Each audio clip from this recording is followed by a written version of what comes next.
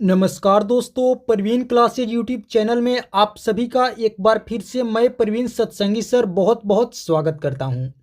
दोस्तों, आज की एक और वीडियो हम लेकर आ गए हैं बिहार एसएससी इंटर लेवल की परीक्षा के लिए अति महत्वपूर्ण सामान्य ज्ञान व सामान्य विज्ञान के प्रश्नों का। जी हां दोस्तों, आज की वीडियो में भी हम लोग देखेंगे जीके जीएस के मोस्ट इंपॉर्टेंट प्रश्न जो दोस्तों आगामी बिहार एसएससी की परीक्षा के लिए बहुत ही महत्वपूर्ण होने वाले हैं।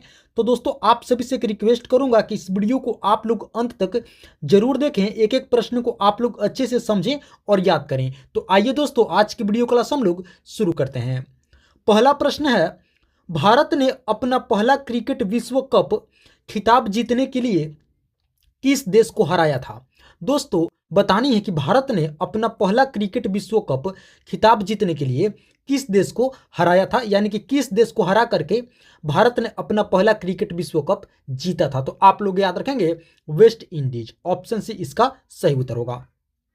दोस्तों, भारत ने वेस्ट इंडीज को हरा करके पहली बार क्रिकेट विश्व कप का खिताब जीता था। आप लोग याद रखेंगे। आप लोग दोस्तों उस सन को भी याद रखेंगे, वो वर्ष भी आप लोग याद रखेंगे, वो था 1983 ईस्वी। जी हाँ दोस्तों, सन 1983 ईस्वी में दोस्तों भारत ने पहली बार वर्ल्ड कप का खिताब जीता था। 1983 ईस्वी में पहली बार क्रिकेट विश्व कप का खिताब जीता था। किस देश को हरा करके? तो दोस्तों वेस्ट इंडीज को हरा करके। आई होप दोस्तों आप लोग इस प्रश्न को अच्छे से समझ गए होंगे, एक एक पॉइंट को आप लोग अच्छे से समझ गए होंगे। तो चलिए अब आगे बढ़ते हैं। अगला प्रश्न है, खट्टे फलों में सर्वाधिक मात्रा में कौन सा विटामिन मौजूद होता है? दोस्तों, बताने कि खट्टे फलों में सबसे अधिक मात्रा में कौन सी विटामिन मौजूद रहता है। तो दोस्तों बेसिक लेवल के प्रश्न है, आशा करते इस प्रश्न को आप लोगों को आंसर पता भी होगा। इसका सही उत्तर होगा विटामिन सी, यानी कि एस्कॉर्बिक एसिड। जी हाँ दोस्तों, ऑप्शन बी इसका राइट आंसर होगा। खट्टे फलों में दोस्तों सबसे अधिक मात्रा में, सर्वाधिक मात्रा में विटामिन सी मौजूद रहता है। ऑप्शन बी इसका राइट आंसर होगा, विटामिन सी मौजूद रहता है। और दोस्तों विटामिन सी का जो रासायनिक नाम होता है वो होता है एस्कॉर्बिक एसिड। आप लोग याद रखेंगे विटामिन सी का रासायनिक नाम क्या होता है? Ascorbic acid. और दोस्तों सबसे ज्यादा खट्टे फलों में पाया जाता है। आप लोग याद रखेंगे, इसका राइट आंसर होगा ऑप्शन बी एस्कॉर्बिक एसिड। चलिए आगे बढ़ते हैं। अगला प्रश्न है, मुगल काल में पद और वेतन जो अंकीय पद्धति में दिया जाता था उसे क्या कहा जाता था? दोस्तों, बताने है कि मुगल काल में पद और वेतन जो अंकीय पद्धति में दिया जाता था दोस्तों, उस समय उसे क्या कहा जाता था? तो आप लोग याद रखेंगे दोस्तों, उसे जात कहा जाता था। ऑप्शन डी इसका सही उत्तर होगा। मुगल काल में दोस्तों पद और वेतन जो दिया जाता था उसे क्या कहा जाता था? अंकीय पद्धति में दिया जाता था, तो उसे जात कहा जाता था। तो ऑप्शन डी इसका राइट आंसर होगा, जात। आप लोग याद रखेंगे मुगल काल में। चलिए आगे बढ़ते हैं। अगला प्रश्न है, भारत सरकार द्वारा भारत निर्माण कार्यक्रम कब प्रारंभ किया गया था? दोस्तों, बतानी है कि इंडियन गवर्नमेंट के द्वारा भारत निर्माण कार्यक्रम को कब शुरू किया गया था? तो आप लोग याद रखेंगे 2005 में। ऑप्शन ए इसका सही उत्तर होगा। भारत सरकार के द्वारा दोस्तों भारत निर्माण कार्यक्रम कब प्रारंभ किया गया था? तो वर्ष 2005 ईस्वी में दोस्तों प्रारंभ किया गया था। आप लोग याद रखेंगे ऑप्शन ए इसका राइट आंसर होगा। चलिए अब हम लोग आगे बढ़ते हैं। अगला प्रश्न है, भारत का कौन सा त्रिकोणीय पठारी क्षेत्र नर्मदा नदी के दक्षिण में स्थित है?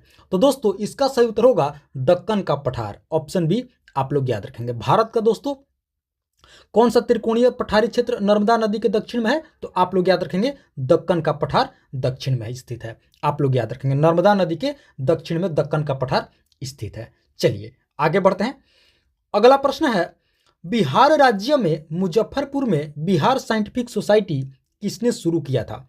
देखिए दोस्तों, बताने है कि बिहार साइंटिफिक सोसाइटी की शुरुआत किसने की थी, जो कि बिहार राज्य के मुजफ्फरपुर में इसकी शुरुआत हुई थी। तो इसका राइट आंसर आप लोग याद रखेंगे दोस्तों, इसका सही उत्तर होगा ऑप्शन सी सैयद इमदाद अली। जी हाँ दोस्तों, ऑप्शन सी इसका राइट आंसर होगा। आप लोग याद रखेंगे सैयद इमदाद अली। चलिए आगे बढ़ते हैं।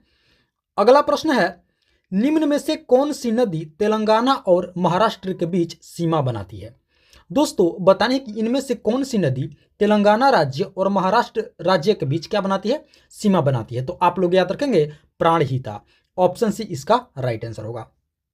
प्राणहिता नामक नदी दोस्तों तेलंगाना और महाराष्ट्र के बीच क्या बनाती है? सीमा बनाती है। आप लोग याद रखेंगे ऑप्शन सी, नदी का नाम है प्राणहिता। चलिए आगे बढ़ते हैं। अगला प्रश्न है, प्रथम मुगल शासक कौन था? बहुत महत्वपूर्ण प्रश्न है दोस्तों, बेसिक लेवल के प्रश्न है। बताने कि प्रथम मुगल शासक कौन था? तो बाबर था, आप सभी को पता होगा। ऑप्शन बी इसका राइट आंसर होगा। प्रथम मुगल शासक कौन था? बाबर था। चलिए आगे बढ़ते हैं। अगला प्रश्न है, लिंक्स जंगली बिल्ली की एक प्रजाति है जो भारत के किस राज्य में पाई जाती है? देखिए दोस्तों, बतानी है कि लिंक्स नामक एक जंगली बिल्ली की प्रजाति होती है। तो बतानी है कि यह बिल्ली की प्रजाति भारत के किस राज्य में पाई जाती है? तो आप लोग याद रखेंगे जम्मू कश्मीर। ऑप्शन डी इसका राइट आंसर होगा। दोस्तों, लिंक्स नामक जंगली बिल्ली की जो प्रजाति है वो जम्मू कश्मीर राज्य में पाई जाती है। तो ऑप्शन डी इसका राइट आंसर होगा। चलिए आगे बढ़ते हैं, अगले प्रश्न की ओर चलते हैं। अगला प्रश्न है, विश्व का सबसे बड़ा बालू की गुफा की खोज मेघालय में की गई, इसका क्या नाम है? दोस्तों, बतानी है कि विश्व की सबसे बड़ी बालू की गुफा की खोज की गई है मेघालय में। तो बतानी है कि इसका क्या नाम है? तो आप लोग याद रखेंगे क्रेमपुरी। ऑप्शन ए इसका राइट आंसर होगा। विश्व का सबसे बड़ा बालू की गुफा, क्या नाम है इसका? क्रेमपुरी, जो कि दोस्तों मेघालय में खोजा गया है। तो ऑप्शन ए इसका राइट आंसर होगा। चलिए आगे बढ़ते हैं। अगला प्रश्न है, हमारे दांतों की सुरक्षा कौन करता है? दोस्तों, बताने है कि हमारे दांतों की सुरक्षा कौन करता है, किसके माध्यम से होता है? तो आप लोग याद रखेंगे इनेमल। ऑप्शन सी इसका राइट आंसर होगा। इनेमल के द्वारा दोस्तों हमारे दांतों की सुरक्षा होती है। तो ऑप्शन सी इसका राइट आंसर होगा। चलिए अब हम लोग आगे बढ़ते हैं। अगला प्रश्न है, निम्न में से कौन सा रेत और सिलिकेट्स का मिश्रण है? दोस्तों, बतानी है कि इनमें से कौन सा रेत और सिलिकेट्स का क्या है? मिक्सचर है। तो आप लोग याद रखेंगे कांच। ऑप्शन सी इसका राइट आंसर होगा। दोस्तों, कांच जो है ये क्या है? रेत और सिलिकेट्स का मिश्रण होता है, यानी कि मिक्सचर होता है। तो ऑप्शन सी इसका राइट आंसर होगा। चलिए आगे बढ़ते हैं। दोस्तों, अगले प्रश्न से पहले आप सभी से एक रिक्वेस्ट करूंगा कि अभी तक आप लोगों ने इस वीडियो को एक लाइक नहीं किए हैं तो दोस्तों आप लोग इस वीडियो को एक लाइक जरूर कर देंगे। साथ ही साथ प्रवीण क्लासेज यूट्यूब चैनल पर आप लोग पहली बार विजिट किए हैं तो दोस्तों प्रवीण क्लासेज यूट्यूब चैनल को आप लोग जरूर सब्सक्राइब करेंगे इसी तरह का महत्वपूर्ण प्रश्नावली वीडियो प्रतिदिन देखने के लिए। और हाँ दोस्तों, अगर आप लोग इस वीडियो को फेसबुक पर देख रहे हैं तो दोस्तों फेसबुक पेज को आप लोग जरूर फॉलो कर लेंगे। इतना दोस्तों आप लोग काम जरूर करेंगे। यूट्यूब पर हैं तो चैनल को सब्सक्राइब कर लेंगे। चलिए आगे बढ़ते हैं। अगला प्रश्न है, तापमान या दबाव अथवा दोनों में से एक चट्टान का संक्रमण दूसरे में होना क्या कहलाता है? दोस्तों, प्रश्न कह रहा है कि तापमान या दबाव अथवा दोनों में से एक चट्टान का संक्रमण दूसरे में होना क्या कहलाता है? तो दोस्तों ये होता है कायांतरण। ऑप्शन बी इसका राइट आंसर होगा। बहुत महत्वपूर्ण प्रश्न है दोस्तों, प्रश्न को आप लोग समझिए। प्रश्न कह रहा है कि तापमान या दबाव अथवा दोनों में से एक चट्टान का संक्रमण दूसरे में होना क्या कहलाता है? तो दोस्तों कायांतरण, यानी कि दोस्तों मेटामॉर्फिक। ऑप्शन बी इसका राइट आंसर होगा। आप लोग याद रखेंगे मेटामॉर्फिक यानी कि कायांतरण। चलिए आगे बढ़ते हैं। अगला प्रश्न है, सेंडेरोइड केवल पाए जाते हैं। दोस्तों, बताने कि सेंडेरोइड केवल पाए जाते हैं, किस में पाए जाते हैं? तो आप लोग याद रखेंगे पशु कोशिकाओं में। ऑप्शन बी इसका राइट आंसर होगा। सेंडेरोइड केवल दोस्तों पशु कोशिकाओं में ही पाए जाते हैं। Option B. चलिए आगे बढ़ते हैं। अगला प्रश्न है, चाय का वनस्पतिक नाम क्या होता है? दोस्तों, बताने कि चाय का वनस्पतिक नाम यानी कि चाय का बायोलॉजिकल नाम क्या होता है? तो आप लोग याद रखेंगे दोस्तों option D camellia sinensis. Option D इसका राइट आंसर होगा। चाय का वनस्पतिक नाम क्या होता है? तो दोस्तों कैमेलिया सिनेंसिस। ऑप्शन डी इसका राइट आंसर होगा, सही उत्तर होगा। चलिए आगे बढ़ते हैं। अगला प्रश्न है, गॉड पार्टिकल को भी कहा जाता है। दोस्तों, बतानिए कि गॉड पार्टिकल को भी और क्या कहा जाता है? तो आप लोग याद रखेंगे हिग्स बोसोन। जी हाँ दोस्तों, ऑप्शन डी इसका भी राइट आंसर होगा। गॉड पार्टिकल को और क्या कहा जाता है? तो हिग्स बोसोन कहा जाता है। ऑप्शन डी इसका भी राइट आंसर होगा। चलिए अगला प्रश्न देखते हैं। अगला प्रश्न है, निम्न में से कौन सा एक कीट प्रतिरोधी कॉटन है? दोस्तों, बतानी है कि इनमें से कौन सा एक कीट प्रतिरोधी क्या है? कॉटन है। तो आप लोग याद रखेंगे इसका सही उत्तर होगा बीटी कॉटन। ऑप्शन सी इसका राइट आंसर होगा। दोस्तों, बीटी कॉटन जो होता है क्या होता है? कीट प्रतिरोधी कॉटन होता है, बीटी कॉटन। ऑप्शन सी इसका राइट आंसर होगा। चलिए आगे बढ़ते हैं। अगला प्रश्न है, किस वैज्ञानिक ने 2 बार नोबेल पुरस्कार जीता? दोस्तों बताने कि किस वैज्ञानिक को दो दो बार नोबेल पुरस्कार मिला, तो आप लोग याद रखेंगे मैडम क्यूरी। ऑप्शन सी इसका सही उत्तर होगा। दोस्तों मैडम क्यूरी को 2 बार नोबेल पुरस्कार से सम्मानित किया गया, यानी कि 2 बार नोबेल पुरस्कार पाने वाला वैज्ञानिक मैडम क्यूरी। ऑप्शन सी इसका राइट आंसर होगा। चलिए आगे बढ़ते हैं। अगला प्रश्न है, भारत सरकार द्वारा सर्वप्रथम राष्ट्रीय वन नीति किस वर्ष जारी की गई थी? दोस्तों बतानिए कि भारत सरकार के द्वारा सर्वप्रथम राष्ट्रीय वन नीति किस वर्ष में जारी की गई थी? तो आप लोग याद रखेंगे 1952 ईस्वी में। ऑप्शन ए इसका सही उत्तर होगा। भारत सरकार द्वारा दोस्तों सर्वप्रथम राष्ट्रीय वन नीति किस वर्ष जारी की गई थी? तो आप लोग याद रखेंगे 1952 ईस्वी में। ऑप्शन ए इसका राइट आंसर होगा। चलिए आगे बढ़ते हैं। अगला प्रश्न है, किस देश ने अयोध्या के भगवान राम पर आधारित दुनिया का पहला टिकट जारी किया? दोस्तों बतानी है कि किस देश ने अयोध्या के भगवान राम पर आधारित दुनिया का पहला टिकट जारी किया, यानी कि दोस्तों भगवान राम पर आधारित दुनिया का पहला टिकट जारी करने वाला देश कौन सा है? तो आप लोग याद रखेंगे लाओस। ऑप्शन डी इसका राइट आंसर होगा। दोस्तों लाओस पहला देश है जो अयोध्या के भगवान राम पर दुनिया का पहला टिकट जारी किया है, भगवान श्री राम पर। तो ऑप्शन डी इसका राइट आंसर होगा लाओस। चलिए आगे बढ़ते हैं। अगला प्रश्न है, त्रिपिटक धर्म ग्रंथ किस भाषा में लिखी गई है? दोस्तों बताने कि त्रिपिटक धर्म ग्रंथ किस भाषा में लिखी गई है? तो आप लोग याद रखेंगे पाली। ऑप्शन सी इसका राइट आंसर होगा। दोस्तों त्रिपिटक धर्म ग्रंथ बौद्ध धर्म का सबसे पवित्र ग्रंथ है। आप लोग इस पॉइंट को भी अच्छे से याद रखेंगे। और दोस्तों किस भाषा में लिखी गई है? तो पाली भाषा में लिखी गई है। ऑप्शन सी इसका राइट आंसर होगा, त्रिपिटक धर्म ग्रंथ। चलिए आगे बढ़ते हैं। अगला प्रश्न है, चीनी में कौन सा रासायनिक पदार्थ पाया जाता है? दोस्तों बताने कि चीनी में कौन सा रासायनिक पदार्थ मौजूद रहता है, पाया जाता है? तो आप लोग याद रखेंगे सुक्रोज। ऑप्शन ए इसका सही उत्तर होगा। दोस्तों चीनी में सुक्रोज पाया जाता है, आप लोग याद रखेंगे। ऑप्शन ए इसका राइट आंसर होगा। चलिए आगे बढ़ते हैं। अगला प्रश्न है, भारतीय संविधान के अनुच्छेद 14 से 18 किससे संबंधित है? दोस्तों संविधान से प्रश्न है, इंडियन कॉन्स्टिट्यूशन से है। बतानी है कि भारतीय संविधान के आर्टिकल 14 to 18 किससे संबंधित है? तो इसका राइट आंसर आप लोग याद रखेंगे समानता का अधिकार से। ऑप्शन बी इसका राइट आंसर होगा, यानी कि दोस्तों राइट टू इक्वालिटी, समानता का अधिकार से संबंधित है आर्टिकल 14 से 18, आर्टिकल 14 to 18। दोस्तों आर्टिकल जो 14 से 18 है ये समानता की अधिकार के बारे में बातें करता है। ऑप्शन बी इसका राइट आंसर होगा, समानता का अधिकार, यानी कि राइट टू इक्वालिटी। 14 से 18 तक इसका वर्णन है भारतीय संविधान में। चलिए आगे बढ़ते हैं।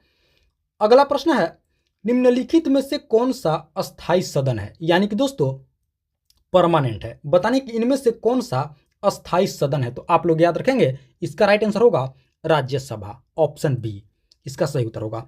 दोस्तों जो राज्यसभा होता है ये अस्थाई सदन होता है। अस्थाई सदन कहने का मतलब है कि इसे कभी भंग नहीं किया जा सकता है, इसे कभी भी भंग नहीं किया जा सकता है। ये क्या होता है? अस्थाई सदन होता है, आप लोग याद रखेंगे। और दोस्तों इस पे आप लोग एक और पॉइंट याद रखेंगे कि राज्यसभा के जो सदस्य होते हैं उनका कार्यकाल 6 वर्ष का होता है। यह भी आप लोग अच्छे से याद रखेंगे। राज्यसभा के जो सदस्य होते हैं इनका कार्यकाल कितने वर्ष का होता है?